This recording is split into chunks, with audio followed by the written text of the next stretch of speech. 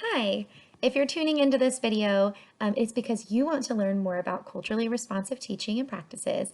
And today I'm going to be defining that based on research, along with sharing a culturally responsive teaching practice with you, more of a philosophy, which is known as restorative justice. In this vlog, we're going to be talking about culturally responsive teaching practices. I will define what culturally responsive teaching is based off of the experts in the field. And I will also introduce you to a culturally responsive teaching practice known as restorative justice. So the guru, so to speak, of culturally responsive teaching is Geneva Gay. And she has written numerous articles and books on this topic, but one of the best definitions I think she gives, which is also lengthy, says culturally responsive teaching is the behavioral expressions of knowledge, beliefs, and values that recognize the importance of racial and cultural diversity in learning. It is contingent on seeing cultural differences as assets, creating caring learning communities where culturally different individuals and heritages are valued, using cultural knowledge of ethnically diverse cultures, families, and communities to guide our curriculum development, classroom climates, instructional strategies, and our relationships with students, challenging racial and cultural stereotypes, prejudices, racisms, and other forms of intolerance, injustice, and oppression, being change agents for social justice and academic equity, mediating power imbalances in classrooms based on race, culture, ethnicity, and class, and accepting cultural responsiveness as endemic to educational effectiveness in all areas of learning for students from all ethnic groups. So a couple of things that stand out to me there, which that is a long list. The things that stand out to me as a teacher are definitely the ideas of how culture, student culture, and their race needs to inform my curriculum development. I can't just get something off of the internet or even rely on what my colleague has used because the makeup of her class or his class may not be like mine. The experiences of their students may not be like mine. So I have to be reinventing this each year and knowing what works for my students. It also applies to my classroom climate, really how students feel in my class. Do they feel safe being who they are? My instructional strategies, even my relationships with students. And I realize as a white female that there are topics that I'm not the expert on. There are experiences that I have not experienced, and nor have am I the expert on those either. So I think it's really important as an educator, especially a white female educator, to recognize something that I call implicit bias. Now, I recognize it's not just me who has these feelings as well. And I recognize this is a systemic issue. Even in my state of Georgia, the 2017 K-12 Teacher and Leader Workforce Report shows that 60% of all teachers are white teachers. And that number is even larger for them being female. But what I mean by that is that our identity informs our experiences. It really shapes the lens through which we see the world. And if we're going to be responsive to the culture of other students, we have to first address what in our culture might be limiting the experiences and opportunities of our students who are different than us, but also what might be the implicit bias that we're carrying around. PBS has a beautiful curriculum on implicit bias. I am going to show you one of the videos from that. But my big takeaways from the video are this. Everyone has implicit biases. Implicit bias has been studied by psychologists. It's been studied by brain scientists, and they found that it's related to the little relationships between groups, things, and events that our brains automatically make. And it's based on things we've experienced since birth. So it's based on our single experience within our own culture. So it's really hard for me to know the lens through which someone looks through unless I learn and ask. And implicit biases we hold, they don't even always align with what we actually believe. Like we might have these strong humanitarian or political beliefs, and these implicit biases that we've not confronted are just hiding under the surface. And then the two final points is that we usually hold biases that favor our likeness. It's really hard for us to call out things that are familiar to us because that's what we, since childhood, have thought was right or true. And then finally, the good thing, the good news, we can unlearn implicit biases that we currently hold. We can change. Okay. So I want to share this video with you on implicit bias and how it informs our work as educators.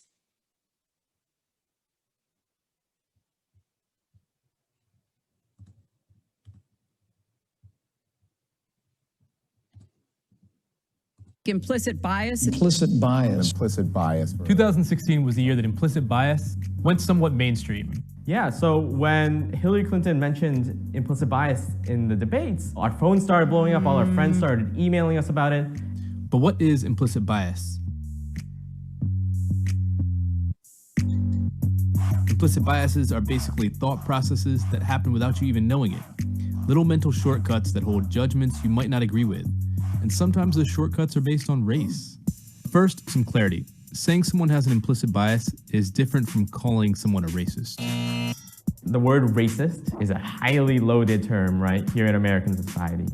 A lot of times, when people are using it, they're thinking of the kind of old-fashioned Ku Klux Klan style racist. But implicit bias isn't anywhere near that, explicit. Implicit bias is something that comes out of ordinary mental functioning, out of how the mind normally works. We've all grown up in a culture with media images, news images, conversations we heard at home, our education. Think of that as a fog we've been breathing our whole life. We never even realized it, what we were taking in. And that fog causes associations that lead to biases. I somehow know that if you say peanut butter, I'm gonna say jelly. That's an association that's been ingrained in me because throughout my life, peanut butter and jelly are together. And in many forms of media, there is an over-representation of Black men and violent crime being paired together. And because of that, I actually deep down inside have been taught that Black men are violent and aggressive and not to be trusted, that they're criminals, that they're thugs. With all those associations, I'm not trying to let us off the hook, but in some ways, none of us stood a chance. Starting today, we'll post a video a day dealing with one challenge of understanding implicit bias and its relationship to race and exploring ways we might combat the problem. One more thing, if you're seeing this and thinking that it doesn't apply to you, well, you might be falling prey to the blind spot bias. That's a scientific name for a mental bias that allows you to see biases in others, but not in yourself. We're biased.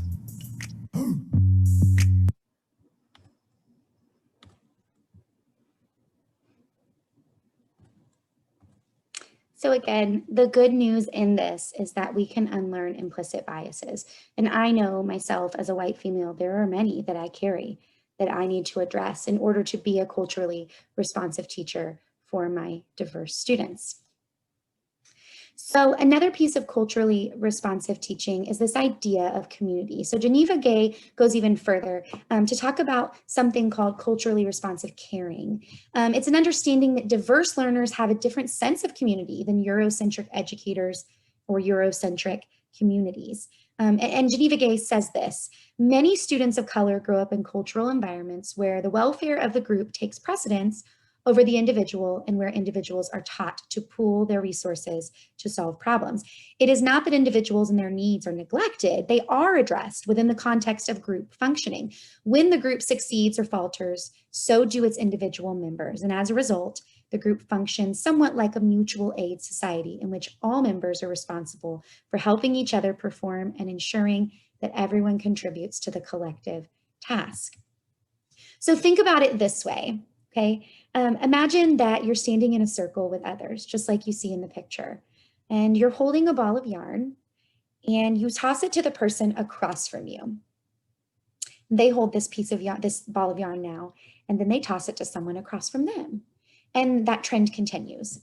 Just like you see in the picture, you end up with this tangled circle of yarn. If one string in the yarn circle is cut off, imagine one of those people just pulls out some scissors and boom, they cut their yarn and they just walk away. The whole yarn circle would collapse. And in that same regard, students value one another and what each individual contributes to the community in a culturally responsive classroom. They notice when someone's missing. They notice when someone's hurting. You notice that someone's missing. You notice that someone's hurting, or you notice when someone isn't contributing their best. And they hold each other accountable. So when a classroom is viewed as a community of learners with shared values, where everyone has an understanding of identity and culture and how they contribute, magic can happen.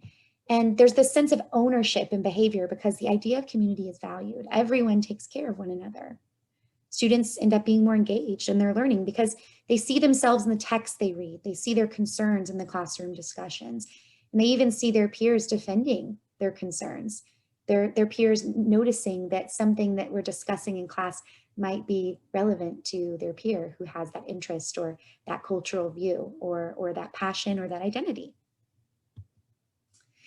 So before I talk about the culturally responsive teaching strategy that I chose, I wanted to talk about what's happening in our schools in regard to discipline in minority populations. So researcher Carrie Woods has said that the discipline gap refers to the disproportionately higher rates of discipline referrals, suspension, and expulsion experienced by non-whites, specifically urban African-American male adolescents. Additionally, districts in the South were responsible for 50% of African-American student expulsions from public schools in the US. In 84 districts in the South, 100% of all students suspended were African-American. And as a more recent trend in school-based disciplinary methods, numerous studies have addressed the implementation and results of restorative justice that focus on school climate, community engagement, and academic achievement. So as you can see in the graphic to the side, you've probably heard the terminology school to prison pipeline, but a lot of that is based on this idea of zero tolerance discipline and how it's resulted in disproportionately harsher punishment for Black students and other students of color in comparison to white students in public schools. So the evidence-based culturally responsive strategy that I'm sharing today is restorative justice. And so there are a couple of restorative justice practices that are common across the board. And those would be that relationships are built within the classroom. There is this sense of respect for all and to all. It provides opportunities for dialogue, for students to really talk through what's going on, and for decision making and students being a part of that. It's not an adult making a decision in their discipline or even moving forward. Students are part of that process. They are part of the community. Students are, seen as stakeholders, no matter if they're the person who is hurting or have been hurt. And restorative justice addresses harms, needs, obligations, and causes of conflict and harm. And it encourages everyone to take responsibility. It comes back to that idea of community. So researchers have said that communities that use restorative practices arrive at solutions collaboratively, generating buy-in from the people involved and from others who have been affected by the behavior. So this draws on this sense of community that we find in culturally responsive teaching.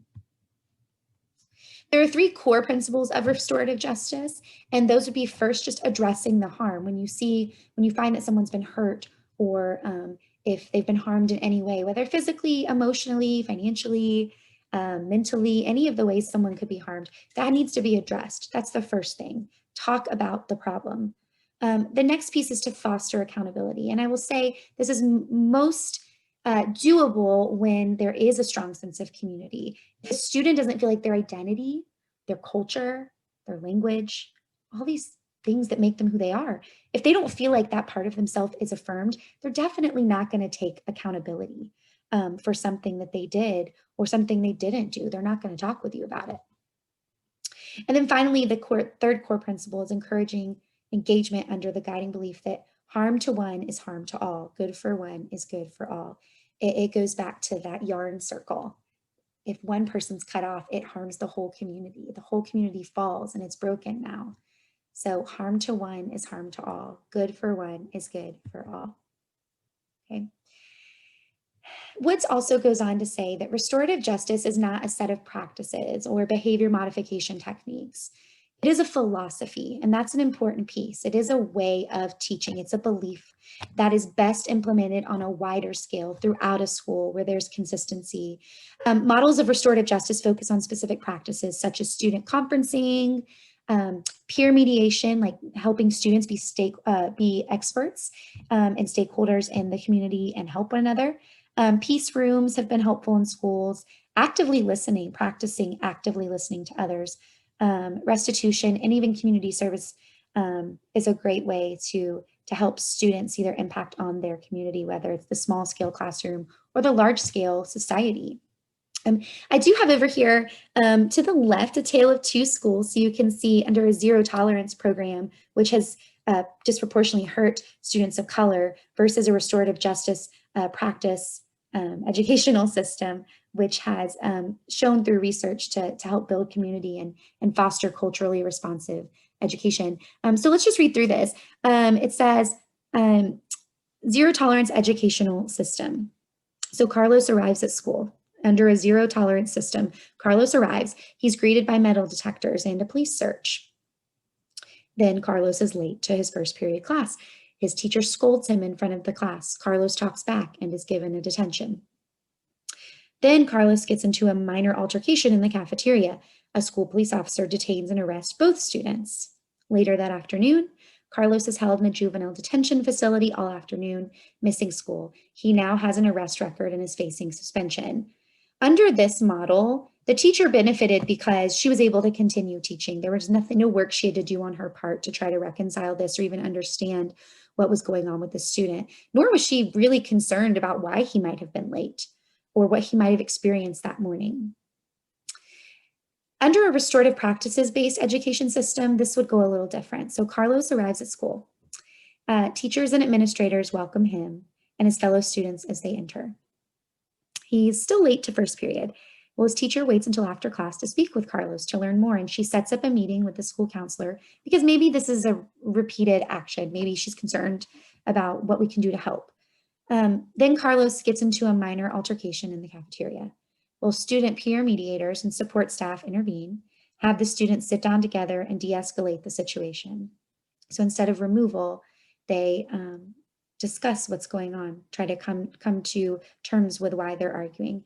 And then later that afternoon, instead of being in a juvenile detention facility, Carlos and the other students agree to help clean the cafeteria during a free period. Carlos meets with his counselor and parents after school to help resolve the conflict at home as well. So you see that not only does Carlos have to take responsibility for potentially messing up the cafeteria when he got into an altercation with his peer, but he also had to talk about why it might have happened. His teacher showed that she was concerned for him by getting him in touch with resources that he needed and being a part of that process. And you see that school to home connection of how the school and home are working together to make sure that Carlos is successful. This is a way to honor culture. This is a way to bring family and language and identity and as I've said before, culture into the classroom and make that connection. So we want to rethink what we're doing as teachers. And again, I want to share that this is a philosophy. So it's not a fix all. Like it's not going to be the solution every single time. In fact, the issues that students carry to school with them a lot of times are systemic issues, especially if they are our minority or our diverse learners, because there are things going on in our country politically, socioeconomically, and racially that are bringing trauma to our students' lives, and they're carrying that with them. So it's really important to know that sometimes a peace room and even a restorative justice circle isn't enough, that we have to go deeper. And as teachers, we have to understand that culture, and we have to be aware of the tools made available and even shift our curriculum to help meet the needs of our students who might be bringing that trauma to school. If you want to learn more about this topic, these are my references, and these are researchers that have influenced restorative justice practices, and I highly suggest checking out Geneva Gay as well. Thank you so much for your time, and I hope this is helpful for you as an educator.